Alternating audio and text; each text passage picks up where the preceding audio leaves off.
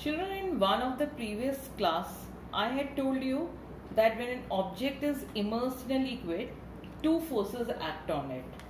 First is the weight of the object, which is acting vertically downwards, and if you want to calculate the weight of the object, then weight of the object W will be equal to the volume of the object into density of the solid into G. Now this can be written as W is equal to V rho S G, where V is the volume of the object and rho S is the density of the solid. Now this force W has a tendency to sink. This will be responsible for the sinking of the object. Second force that acts on the object, which is immersed in the liquid, is the upthrust. Now this force is acting vertically downward. This upthrust acts vertically upward, and this is due to the liquid. Now if you recall the Archimedes principle, what does it say? It says that the upthrust is equal to the weight of the liquid displaced by the immersed object. So this upthrust force, when we say is equivalent to the weight of the liquid displaced, will be equal to the volume of the liquid displaced into density of the liquid into G. Or I can say that FB is equal to V dash. What is V dash? The immersed volume of the object into rho L into G. Rho L is the density of the liquid. Now, depending upon the relative values of W and FV, there can be three possibilities which we have done, but now we'll do it from Archimedes principles view. First is W greater than FB. Now what does this mean? W greater than FB. This means weight of the object is greater than the weight of the displaced liquid, right? So I can write weight of object greater than weight of displaced liquid. This weight of displaced liquid is come from the Archimedes principle. Now in this case, so the apparent weight of the object will be W minus FB. Net force that will be acting will be W minus FB, and in which direction? In downward direction. So the body will be down, it will sink, and in this particular case, remember, the volume of the solid or the object will be equal to the volume of liquid displaced. Now from here, weight of the object is the volume of the object into density of the solid into G. This will be equal to the volume. Just now I have written volume of the solid in this situation is equal to the volume of the liquid displaced. So again it will be, the symbol will be V only. This will be rho L and G. Rather here we have this sign, so let me keep it like this. So W greater than the weight of liquid displaced, so V rho S G greater than V rho L G. Now see over here, what is this leading to? It leads to that the density of solid is greater than the density of liquid.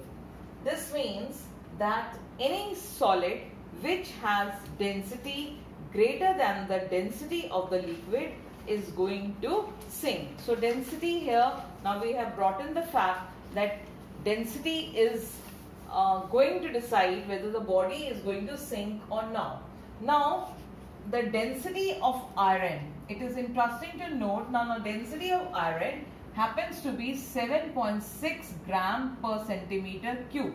So when you put any iron piece in water which has density of 1 gram per centimeter cube, then this iron will sink in water.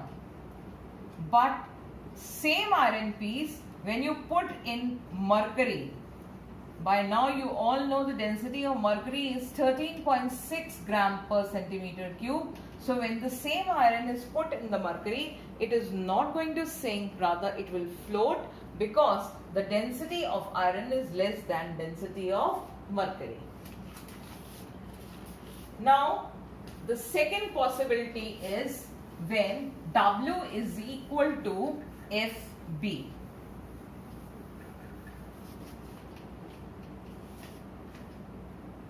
Now we have W equal to Fb. Now in this case, this means the weight of object is equal to what? The weight of the liquid displaced.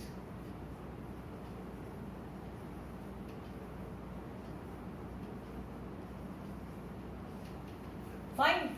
Now this means that the given object will neither float nor sink, but it will remain fully immersed in the liquid just below its surface. That means the situation of the object will be like this. It is not going to be floating also, and it will not sink also. In this case, the net force acting on the object, net force will be equal to W minus Fb, and since W is equal to Fb, so the net force acting on the object will be 0. So, if we use the fact that V, right, V rho S G is equal to V rho L G, from here we are going to get density of the solid equal to the density of the liquid. So whenever the density of the solid is same as the density of the liquid, then the object will neither float nor sink, but will remain fully immersed in the liquid just below the surface. Now children, the third possibility is when you have W less than Fb. That means the weight of the object is less than the upthrust acting on it. This is the third possibility. So over here I have weight of object less than the weight of liquid displaced. Now in this case, the object will float above the surface of the liquid. It will float like this, or it might be slightly immersed inside the liquid. And this will be the situation when density of the solid is less than the density of the liquid. Now the density of the solid wood is 0.525 gram per centimeter cube. No doubt wood always floats on water whose density is 1 gram per centimeter cube. So by understanding all this, we can state that an object will float in a liquid only if the weight of the liquid displaced by the immersed part of the object is equal to the weight of that object. So children, this forms the condition for floating object. So the case 2 we have done, W equal to Fb will be our condition for floating object. So now I have condition for floating object. This will be what? Weight of the object is equal to weight of the liquid displaced.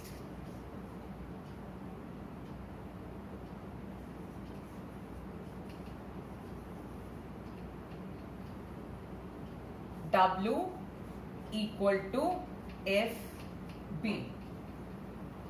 And this is our principle or law of flotation. So when we want to state the law of flotation, we will state that the law of flotation is weight of the object should be equal to the weight of the liquid displaced.